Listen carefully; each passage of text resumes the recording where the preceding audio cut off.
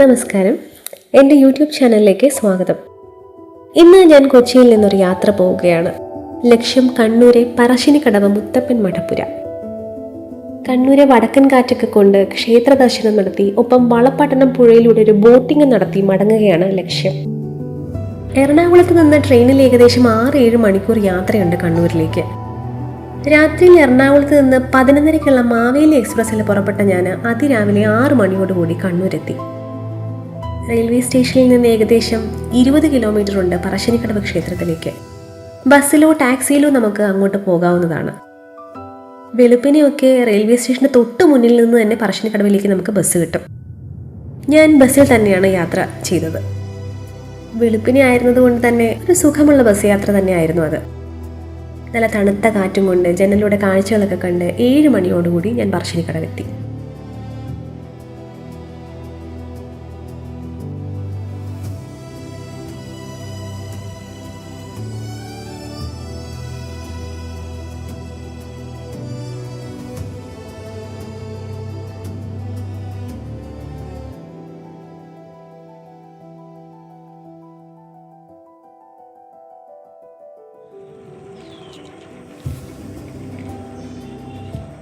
ഇതാണ് പറശ്ശിനിക്കടവ് മുത്തപ്പൻ ക്ഷേത്രം. ജാതി മതഭേദമന്യേ എല്ലാവർക്കും സ്വാഗതം നൽകുന്ന അപൂർവം ക്ഷേത്രങ്ങളിൽ ഒന്ന്. എനിക്കിവിടെ എത്തുമ്പോൾ തന്നെ മനസ്സിന് വല്ലാത്തൊരു സമാധാനം കിട്ടുന്നത് പോലെ തോന്നാറുണ്ട്. മനസ്സ് നിറഞ്ഞ് പ്രാർത്ഥിക്കാൻ ഇതിലും മികച്ചൊരിടം കാണുമോ എന്നെനിക്ക് സംശയം തോന്നാറുണ്ട്. മുത്തപ്പൻ്റെ തെയ്യം കാണാനും പ്രാർത്ഥിക്കാനും ദൂരദേശങ്ങളിൽ നിന്ന് പോലും ആളുകൾ ഇവിടെ എത്താറുണ്ട്. ചില ദിവസങ്ങളൊഴികെ മിക്കവാറും ദിവസങ്ങളിൽ ഇവിടെ മുത്തപ്പൻ തെയ്യം നടക്കാറുണ്ട്.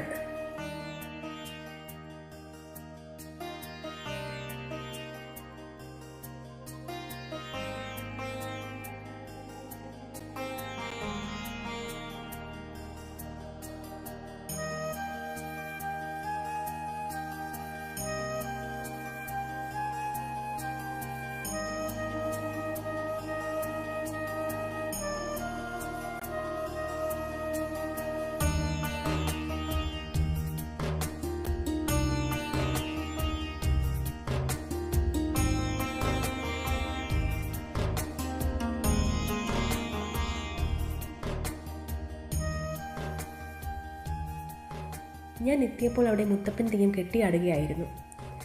അത് കാണാനായി ഒരു വൻ ജനാവലി തന്നെ അവിടെ ഉണ്ടായിരുന്നു.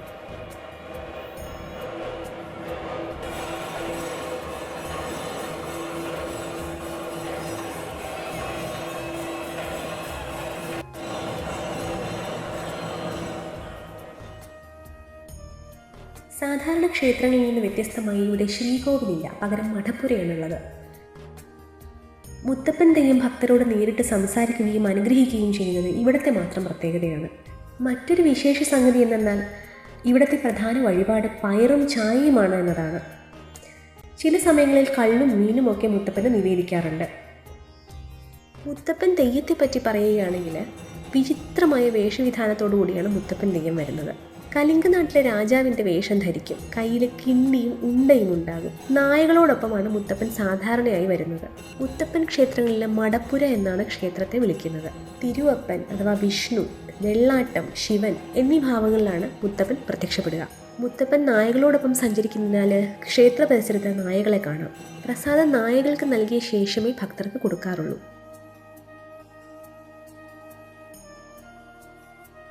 അങ്ങനെ മുത്തപ്പനെയൊക്കെ കണ്ടിട്ട് ഞാൻ നേരെ പോയത് ബോട്ടിങ്ങിനാണ്. ക്ഷേത്രത്തിന് അടുത്തായിട്ട് തന്നെ ബോട്ട് സർവീസ് ഉണ്ട്. വളപട്ടണം പുഴയുടെ ഭംഗി ആസ്വദിക്കാൻ തക്കവണ്ണം സർക്കാർ തന്നെ ഏർപ്പെടുത്തിയ ഒരു സംവിധാനമാണിത്.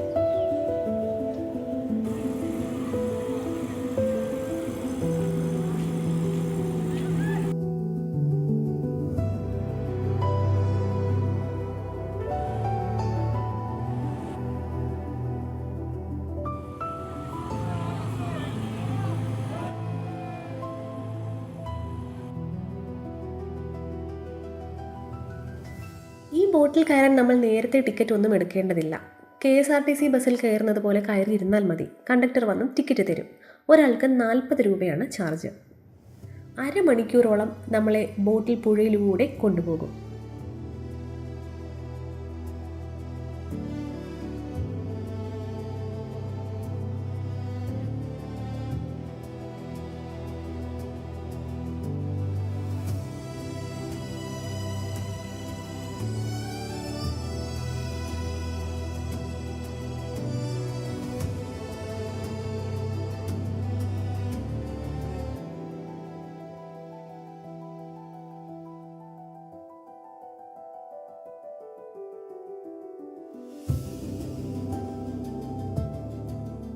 ബോട്ടിലും സ്കൂൾ കുട്ടികളടക്കം നിരവധി ആളുകളുണ്ടായിരുന്നു.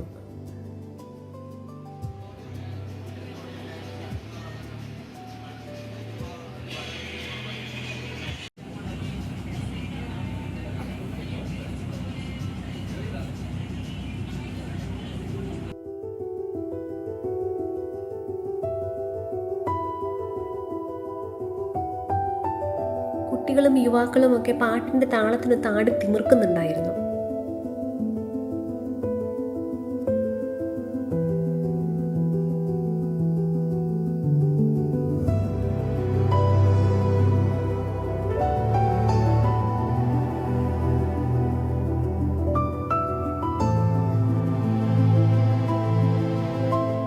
അങ്ങനെ പാട്ടും ആട്ടവും കാഴ്ചകളും ഇരുവശവുമുള്ള പച്ചപ്പും കണ്ടൽക്കാടുകളും എല്ലാം കൂടി വളരെ രസകരമായൊരു യാത്രാനുഭവമായിരുന്നു ആ ബോട്ട് യാത്ര. ഇക്കാരണത്താൽ തന്നെ ഇവിടം കുടുംബമായി വരാൻ പറ്റിയൊരു ടൂറിസ്റ്റ് സ്പോട്ടായി കാണുന്നതിലും തെറ്റ് ഞാൻ കാണുന്നില്ല.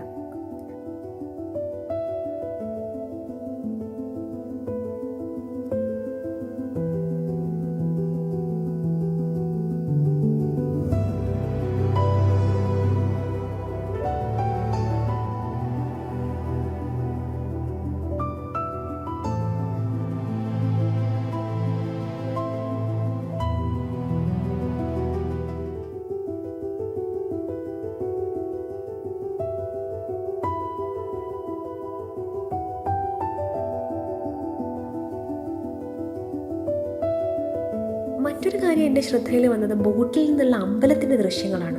വളരെ വ്യത്യസ്തതയാർന്നതും മനോഹരവുമായിരുന്നു ആ ദൃശ്യങ്ങൾ.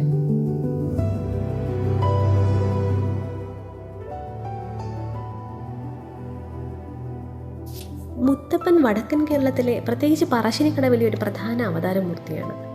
വിഷ്ണു ശിവസങ്കല്പത്തിലുള്ള ഈ ദൈവം കലിയുഗത്തിൽ ജനിച്ച നായാടി കള്ളുകുടിക്കുന്ന നായകളോടൊപ്പമുള്ള ഒരു കുട്ടിയുടെ രൂപത്തിലാണ് അറിയപ്പെടുന്നത്.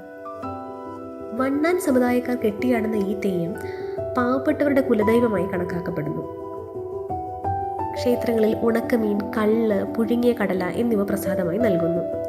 നായകളെ ഈശ്വരാംശമായി കരുതുന്നു. മുത്തപ്പൻ്റെ ഒരു ഐതിഹ്യം എന്തെന്ന് വെച്ചാൽ, അയ്യങ്കര ഇല്ലത്തിലെ പാടിക്കുട്ടി അമ്മയ്ക്ക് മക്കളില്ലാതിരുന്നപ്പോൾ പുഴയിൽ നിന്നൊരു കുട്ടിയെ ദത്തെടുത്ത് വളർത്തുകയാണ്. എന്നാൽ സാധാരണ കുട്ടികളിൽ നിന്ന് വ്യത്യസ്തമായി മുത്തപ്പന് നായാട്ടും മാംസാഹാരവും കള്ളും ഇങ്ങനെയൊക്കെയായിരുന്നു ശീലം. ഈ രീതികൾ ഇഷ്ടപ്പെടാത്ത ഇല്ലക്കാരെ അവനെ ഉപദ്രവിച്ചു. അങ്ങനെ കോപം കൊണ്ട് മുത്തപ്പൻ ഇല്ലം വിട്ടു പോവുകയാണ്. അങ്ങനെ പോയ മുത്തപ്പൻ്റെ തൃക്കണ്ണ് പോയി പൊയ്ക്കണ്ണാകട്ടെ എന്ന് പാടിക്കുറ്റിയമ്മ പ്രാർത്ഥിച്ചെന്നും അങ്ങനെ മുത്തപ്പൻ തിരുവപ്പൻ അഥവാ വിഷ്ണുവായി മാറുന്നുവെന്നും പലതരം കഥകൾ ഉണ്ട്. ഇല്ലം വിട്ട മുത്തപ്പൻ കുന്നത്തൂർ പാടിയിലെത്തുകയും കുന്നത്തൂർ പാടിയിൽ നിന്ന് അമ്പ ചെയ്ത് പറശ്ശിനിക്കടവിൽ ആ അമ്പ് വീണ സ്ഥലത്തൊരു ക്ഷേത്രം സ്ഥാപിച്ച് അവിടെ കുടികൊണ്ടു എന്നുമാണ് ഐതിഹ്യം.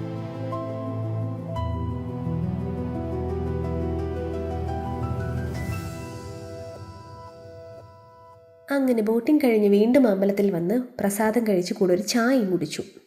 അത് കഴിഞ്ഞ് പുറത്തേക്ക് ഇറങ്ങി. പുറത്ത് അപ്പോഴും ഒരു ഉത്സവത്തിൻ്റെ പ്രതീതിയാണ്. ഇവിടെ എപ്പോഴും ഇതുപോലെ കടകളുണ്ടാവും. അങ്ങനെ കുറച്ചു നേരം പുറത്തുള്ള കടകളിലൊക്കെ ചുറ്റിക്കറങ്ങി ഞാൻ മടങ്ങി.